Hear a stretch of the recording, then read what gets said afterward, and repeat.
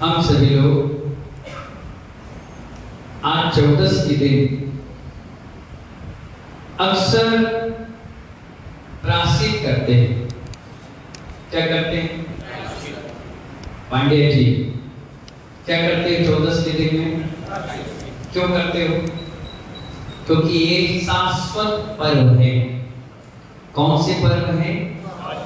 इन्हें ना बनाया गया, ना ये बने, ना ये कभी बिगड़ेंगे। शाश्वत यानी फिक्स है 14 और अष्टमी। हालांकि 14 और अष्टमी खाली तिथि होती है। इस दिन सिर्फ और सिर्फ साधना की जाती है। क्या की जाती है? लेकिन 14 के दिन नवमी पड़ जाए, 14 के दिन शनिवार पड़ जाए, 14 के दिन शनिवार पड़ जाए, तो कहा जाता है अगर काम आपको मुहूर्त निकालना है तो इस दिन शनिवार की 14 को काम कर लो, समझ जाओ आपका सर्वार्थ सिद्धि योग बैठ गया, 100% काम होगा। लेकिन कभी 14 पड़ जाए, शनिवार ना पड़े, तो उस दिन कोई काम अच्छे नहीं किए जाते, उस दिन साधना की जाती। और जितने भी निर्गंत साधु हैं, दिगंबर आमनाओं को मानने वाले हैं, वो आज के समय में शाम के 4 बजे से 6 बजे तक क्या करते हैं पवन जी? प्रतिक्रमण। क्या करते हैं? जिसे कहते हैं पाक्षिक प्रतिक्रमण। क्या करते हैं? और प्रतिक्रमण करने के बाद अपने आचार्य महाराज से कहते हैं कि हमारे 15 दिन में जो भी व्रतों में दोष लगे हैं वो मेरे सारे दोष मिथ्या, हमें प्रायश्चित दें। और आचार्य भगवान उनको माला, उनको रस का त्याग, उपवास, जो भी पनिश देना है वो दे करके क्या करते हैं? उनके व्रतों को शुद्धि करते हैं। ये तो हो गया पाक्षिक प्रतिक्रमण। प्रतिक्रमण कितने प्रकार का होता है मालूम है? बताओ चश्मा वाले, हाथ जोड़ो। नाम क्या है? विकास भाई बताओ, प्रतिक्रमण कितने प्रकार का? कुछ तो बताओ।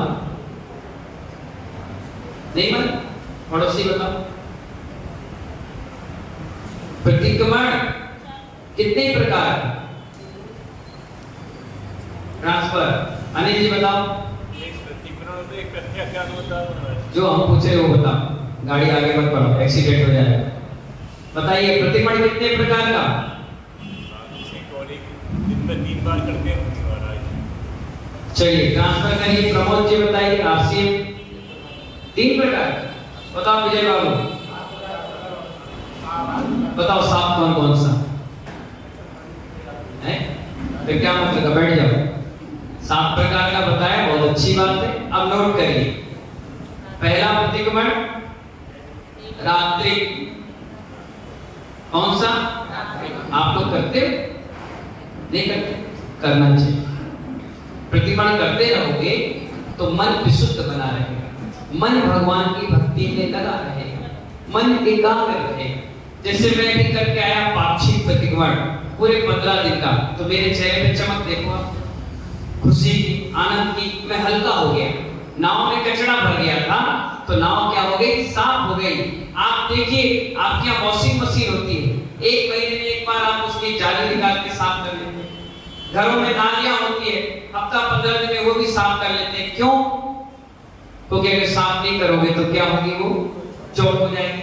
पानी की टंकी है, 2-3 महीने में, 6 महीने में एक बार साफ कर ले तो कहीं कहीं न जम जाए।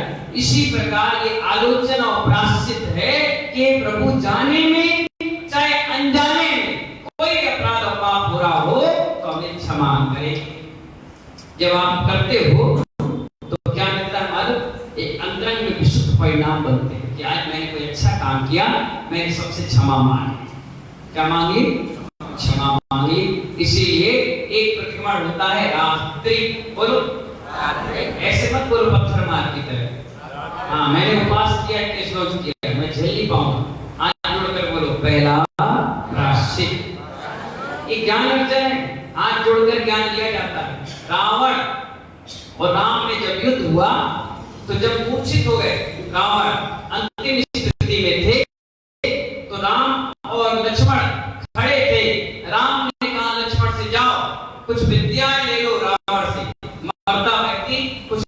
अच्छी सीख दे जाएगा। लक्ष्मण गए और सिर पर खड़े हो गए। राम ने कहा गलत, हाथ जोड़ो और पैरों पर खड़े हो जाओ। और पैरों पर वो खड़ा हो गया। सारी विद्याएं लक्ष्मण को रावण ने दे दी। तो जो अर्ध चक्रवर्ती रावण था, अर्ध चक्रवर्ती श्री कृष्ण कहलाने लगे। क्या कहलाने लगे? हाँ, ये फर्क पड़ता है। इसलिए गुरु चरणों में बैठकर विनय पूर्वक हाथ जोड़ोगे तो बहुत कुछ ले जाओगे। अकड़ के रहोगे तो पड़े रह जाओगे, कोई तुम्हें सिखाने वाला नहीं। तो पहला क्वेश्चन क्या बताया हमने? प्रतिमण कितने प्रकार का? तो पहला कौन सा? रात्रि।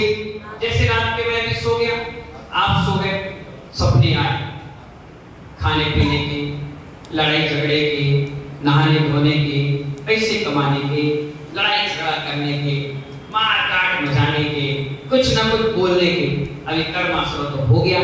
तो जैसे 3 साढ़े 3 बजे नींद खुली, सबसे पहले प्रतिक्रमण। क्या हुआ? प्रतिक्रमण हुआ। तो उसे क्या कहते हैं? तो बोलो ना, अभी तो बताया मैंने। कालर में हाथ मत रखो, हाथ जोड़कर बोलो। बोलो रात्रि प्रतिक्रमण। जोर से बोलो प्रतिक्रमण। इसे क्या कहते हैं प्रमोद जी, राशन वाले?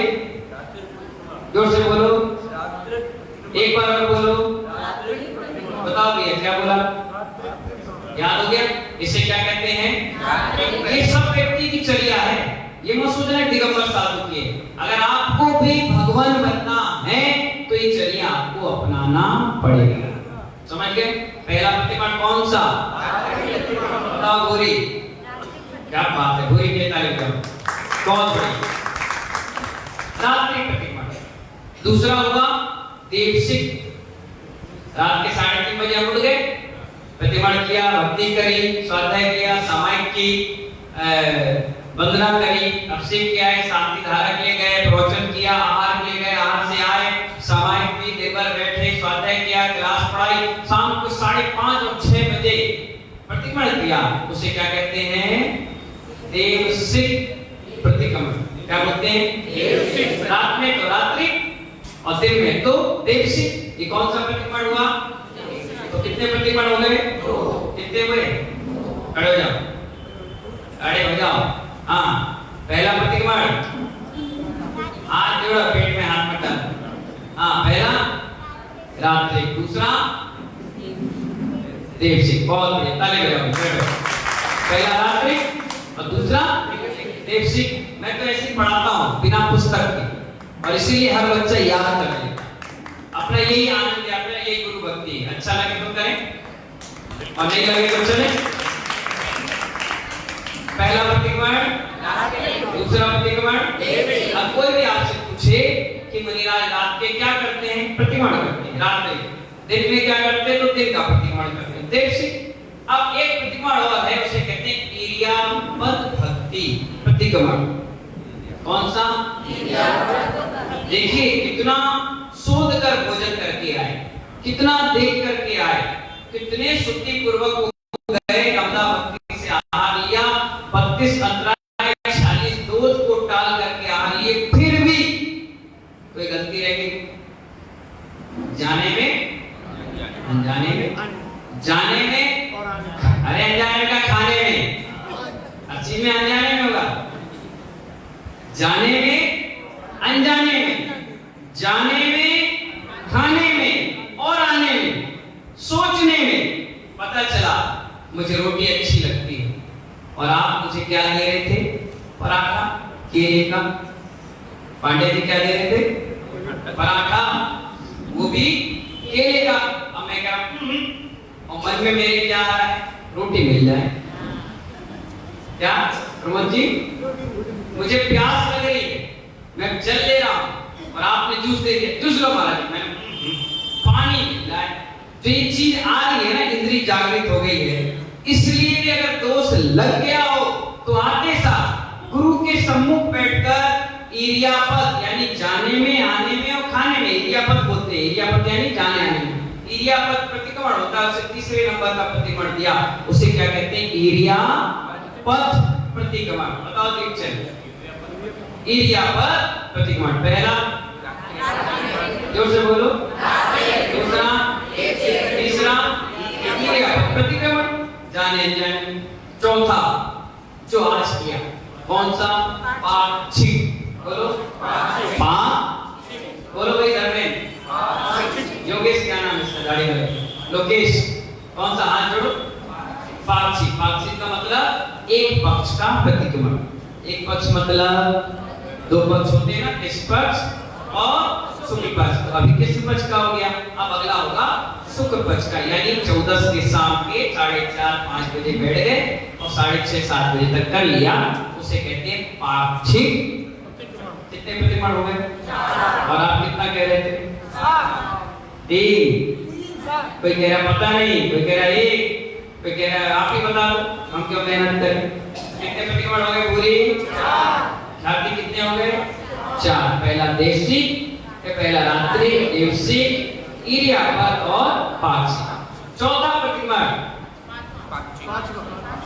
पांचवा प्रतिक्रमण जब गर्मी समाप्त होगी और बारिश चालू होगी, उसे कहते हैं चातुर्मासिक। क्या बोलते हैं उसको? जोर से बोलो। जिस दिन स्थापना होगी कलश की, कहीं भी होगी, उस दिन हम लोग उपवास करेंगे। 14 के दिन भक्तियां करेंगे, मंगल गोचर करेंगे कि इतने एरिया के बाहर हम नहीं जाएंगे, हमारा त्याग और प्रतिक्रमण करेंगे, उसे कहते हैं चातुर्मासिक। 4 महीने में एक बार। समझ गए? कौन सा प्रतिक्रमण हो गया? अब हो गया वार्षिक। कौन सा? जो क्षमावाणी पर होता है। कौन सा होता है? क्षमावाणी। आप लोग करते हो ना वार्षिक प्रतिक्रमण। संवत्सरी, श्वेतांबरों में क्या कहते हैं? संवत्सरी प्रतिक्रमण। और श्वेतांबर समाज में सबसे ज्यादा सामायिक और प्रतिक्रमण पे ही जोर दिया है।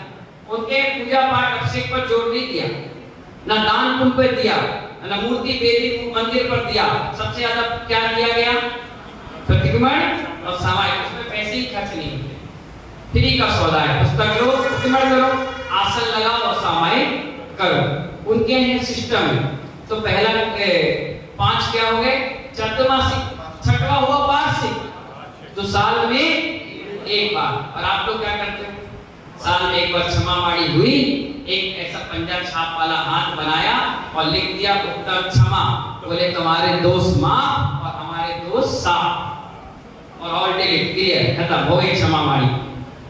जब तक आंख से आंख नहीं देखे, मुख से मुख मुस्कुराए ना और हाथ के हाथ ना जुड़े और सर ये ना झुके, जब तक का एक क्षमा तो कल कुछ नहीं होने वाला। इसलिए 6वें नंबर का प्रायश्चित है वार्षिक प्रतिक्रमण। 7वें नंबर का युग प्रतिक्रमण। कितना? चश्मा ले बाबा जी। कौन सा, क्या नाम है आपका? हाँ मास्टर साहब, आपका नाम है? नवीन जी। कौन से नंबर का प्रतिक्रमण? 7वें नंबर का प्रतिक्रमण कौन सा? युग प्रतिक्रमण। जहां 5 साल में, 10 साल में साधु इकट्ठे हो, समाज इकट्ठी हो, लाखों लोग बैठ करके 15 दिन की आलोचना करे, कोई संविधान की रचना करे, मौसम व्यवस्था एटमॉस्फेयर के हिसाब से क्या हम जैन दर्शन को कितना सरल बना सके, कितना ज्ञान अर्जन करे, कोई शंका समाधान है, कोई व्यवस्था है, उसको समझ करके 14-15 दिन बैठ करके स्वाध्याय हो और लास्ट दिन में युग प्रतिक्रमण हो, उसे 5 साल में किया जाता है, वो कहलाता है युग प्रतिक्रमण। कितने हो गए? अब बताओ इसके बाद कोई प्रतिक्रमण है क्या? है? मैं बता तो रहा हूँ नरेंद्र जी, क्या नवीन जी, ये तो 7 हो गया, लेकिन एक प्रतिक्रमण और होता है, उसको जिसने कर लिया समझोगे आप। प्रतिक्रमण यही है, सिर्फ बोला जाता है रात्रि प्रतिक्रमण। व्यवस्था पूरी वही है।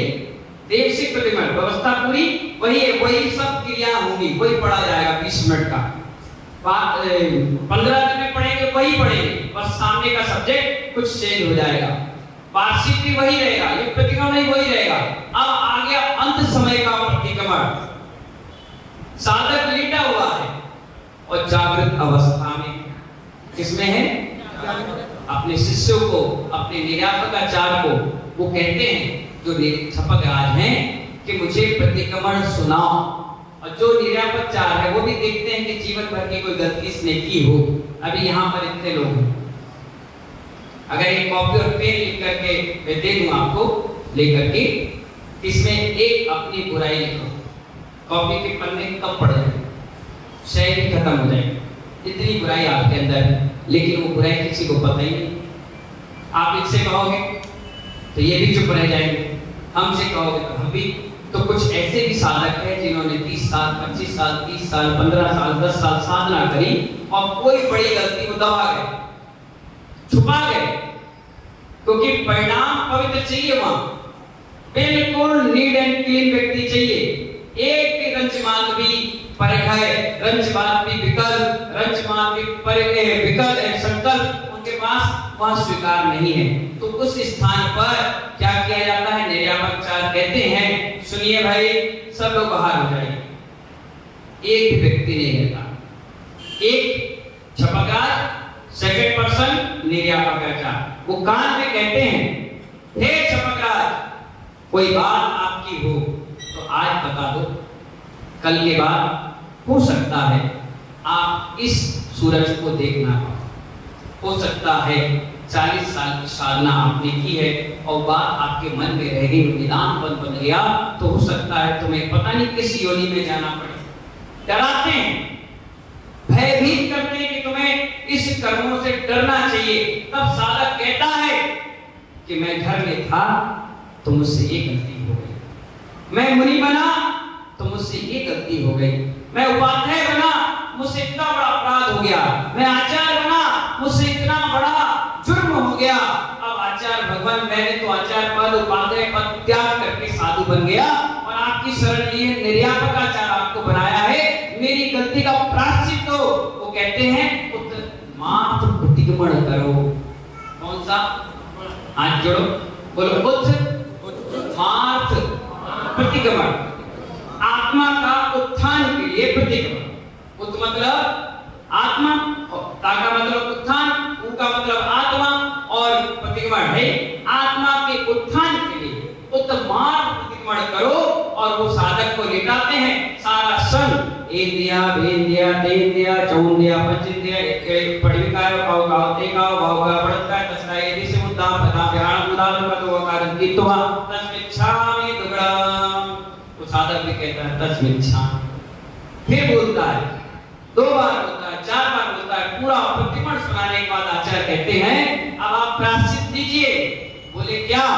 आपने प्रतिक्रमण कर लिया, यही आपका प्रायश्चित है, अब आप हल्के हो जाइए, अब अपनी आत्मा को भगवान बनाने की प्रक्रिया आपकी प्रारंभ। बस इतना कहते ही साधक हल्का हो जाता है कि अच्छा हुआ, ये बात मेरे अंदर थी वो अब निकल गई, अब मेरा 8वें नंबर का भी प्रतिक्रमण हो गया, अब मेरी निर्माण और मेरी मुक्ति, मेरी समाधि संलेखना अच्छी होगी। और साधक अपने इस देह को त्याग कर क्या कर देता है? कौन से प्रतिक्रमण में? 8 प्रतिक्रमण हर व्यक्ति को करना चाहिए। प्रश्न आया, हमें तो आते हैं, तो सीखो। जब मोबाइल लाए थे एप्पल का, तो हरा और लाल जानते थे, क्या जानते थे?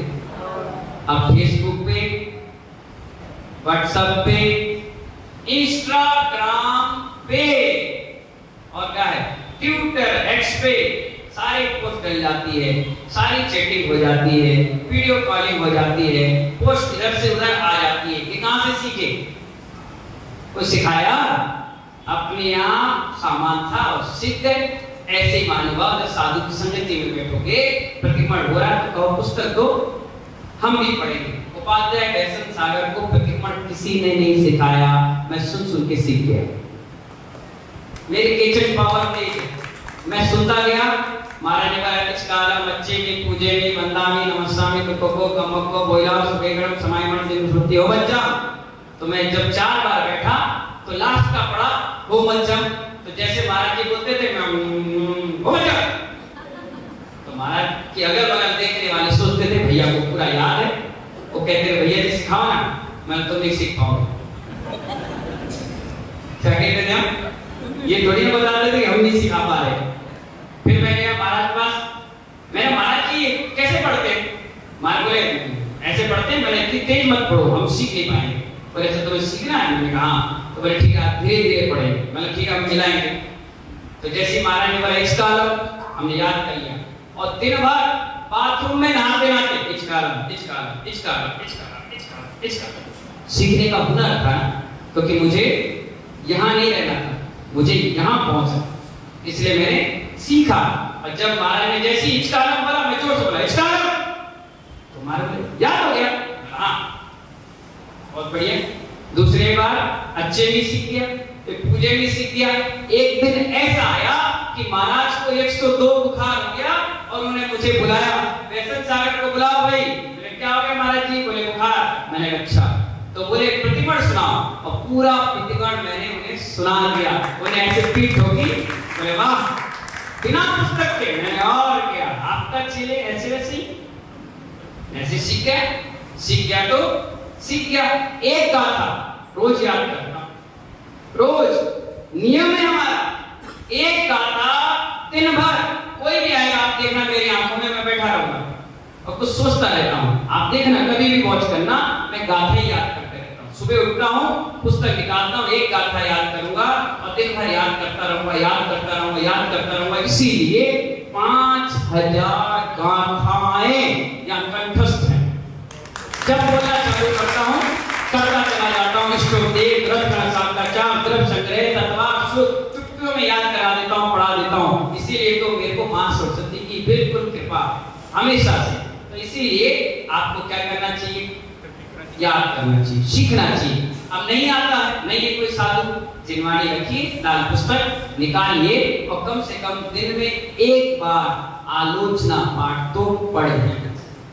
और इतना भी ना कर पाओ, नहीं है टाइम, नहीं है वीडियो, बिल्कुल बिजी लाइफ है, तो कुछ नहीं, इतना तो कह लो हर गलती के बाद 10 मिनट। क्या बोलो? जोर से बोलो ना, हाथ जोड़कर बोलो। 10 इच्छा में दुक्कड़म। दुक्कड़म का मतलब मेरे किए हुए अपराध मेरे क्षमा हो। पर उस व्यक्ति की तरह मत करना, बाद में लोग आकर हमसे लड़े। बताए किस्सा, 1 मिनट में बता रहे, ठीक है?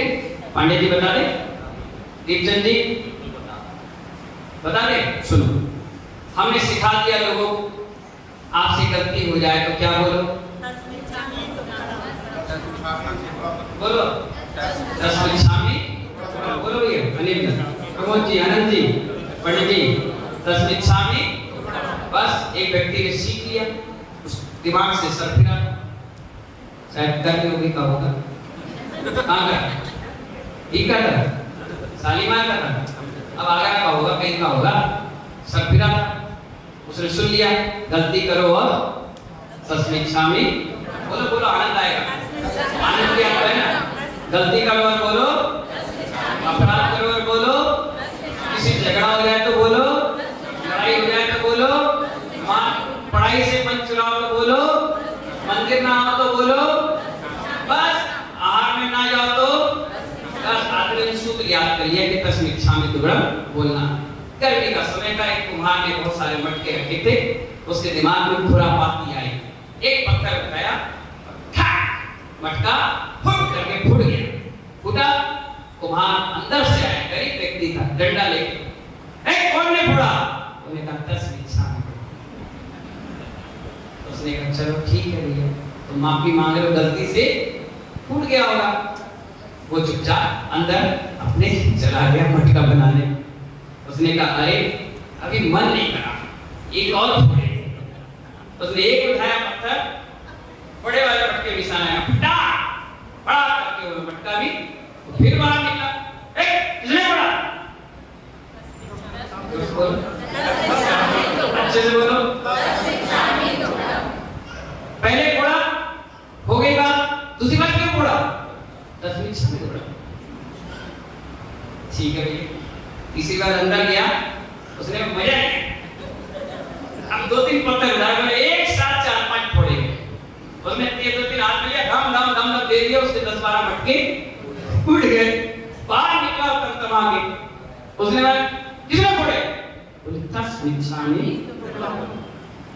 उसका मुंह तो लाल हो गया, गरीब आदमी था। तस्मिच्छामि, ठीक है। अब वो फिर अंदर चला गया। अब इसने क्या किया, बड़ा सा ईंट लिया, ढेर लगा, उसने ऊपर से फेंका, बोला अब जिगरा शांत हो रहा है, अच्छे एक साथ फोड़ूंगा। बड़ा सा ईंट फेंका, 10-20 मटके उसके फूट गए, जितने उसने बनाए थे पूरे फूट गए। अब अंदर से वो आदमी आया बाहर, बोला क्या किया तुमने? पूरे मटके फोड़ दिए। अब बोला तस्मिच्छामि, बोला घूमना, घुमा, उसने उठाया लट और एक लगाया खटा, बोले तस्मिच्छामि, तस्मिच्छामि, 50 लट मारे, सीधा भागता हुआ मेरे पास आया, कहने लगा कौन सा मंत्र आपने दे दिया? मैं जैसी तस्मिच्छामि दुग्धम बोला, उसने इतनी सारी मार मारी। मैंने कुमार को बुलाया, क्यों मारा तुमने? बोला पूछो इससे। मैंने कहा भैया तुमने क्या किया? बोले हमने मटका फोड़ा और बोला तस्मिच्छामि दुग्धम। मैंने कहा बहुत बच गया तू, इसने पीछे ही मारा, सर में मारता तो क्या होता? हर जगह तस्मिच्छामि दुग्धम बोला जाता है। अपराध का बोध हो जाए, अपराध का अंदर में गिलानी आ जाए, तब तो तस्मिच्छामि दुग्धम है। लेकिन जानबूझकर अपराध करो, अब अच्छी बने जा रहे हो धक्का दे दो, तस्मिच्छामि दुग्धम। लड़की बोली अच्छा, निकालते चप्पल, बता रहे तस्मिच्छामि दुग्धम। धोखे से लग जाए तो चल जाए, आई एम सॉरी तो दिया, क्षमा मांग लिया, तस्मिच्छामि, जानबूझ के। अब समय का टाइम है और मैं गप्पे मारने लग जाऊं, प्रतिवाद का समय है मैं सो जाऊं, स्वाध्याय का समय है मैं घूमने लग जाऊं, तो तुम क्या कहोगे, क्या कर रहे हो? तो मैं कहूंगा तस्मिच्छामि दुग्धम। नहीं, गलती तब हो जाए जब अनजाने, जानबूझकर भी कोई क्षमा नहीं। आचार्य भगवान कहते हैं प्रायश्चित। क्या कहते हैं? क्या चीज है? क्या कह रहे हैं? प्रायश्चित क्या चीज है? कहते हैं चित्त में भी कथाओं की चर्चा नहीं आना चाहिए। चित्त मतलब मन, मन में भी कथा, जो कथा है उससे विपरीत कथाएं नहीं आना, 12 अनुप्रेक्षाओं का चिंतन करना, ये कहलाता है प्रायश्चित। आचार्य कहते हैं मन सन्यासी हो जाए। क्या हो जाए? मन सन्यासी हो जाए, उसका नाम है प्रायश्चित। प्राह मतलब सन्यास, प्राह मतलब सन्यास, और चित्त बोले तो सन्यासी बनना, जहां पर मन सन्यासी बन जाए। क्या हो जाए? अब मुनि तो बन नहीं सकते, आर्य का दीक्षा ले नहीं सकते, तो मन को ही सन्यासी बना दो, मन को इतना प्रायश्चित दे दो, इतना अंदर से उसको भाव विभोर कर दो कि मन सन्यासी बन जाए। तो मन सन्यासी बन जाएगा तो आचार्य कहते हैं ज्यादा समय सन्यासी बनने में नहीं लगेगा। हम सबका मन सन्यासी बना, इसलिए तो हम सन्यास की धारा पर पड़ गए, और मन में ही सन्यासी बना नहीं होगा, सिर्फ मुख से सन्यासी बना होगा तो कभी जीवन में नहीं बच सकते। इसीलिए प्रायश्चित चीज है। प्राह मतलब मन, और प्राह मतलब सन्यास, और चित्त मतलब मन। जहाँ मन को, चित्त को सन्यास में निकाल दिया जाए, वहीं से प्रायश्चित प्रारंभ हो जाता है। हर व्यक्ति क्षमा और प्रायश्चित ले नहीं पाता। इसके लिए आप देखिए, जब क्रिश्चियनों के यहाँ जाओगे, वह पादरी होते हैं, कपड़ा लगा होता है, व्यक्ति कन्विंस करता है, अपनी आलोचना करता है, और वो डिसीजन दे देते हैं, बता देते हैं। ऐसे आप मुसलमानों के यहाँ जाओ तो उनके यहाँ मौलवी होते हैं, ऐसे आप गुरुद्वारा जाओ तो वहाँ पर उनके भी लोग होते हैं, हिंदुओं के जाओ तो वहाँ भी शंकराचार्य पंडित विद्वान होते हैं, और दिगंबर साधुओं के पास जाओ, दिगंबर जैन समाज के बीच में जाओ तो यहाँ भी दिगंबर साधु आचार्य उपाध्याय होते हैं। वो जो प्रायश्चित देते हैं, नियमावली बनाते हैं, उसका पालन आपको करना चाहिए। तो इसे क्या कहते हैं? प्रायश्चित प्रतिक्रमण। समझ गए ना?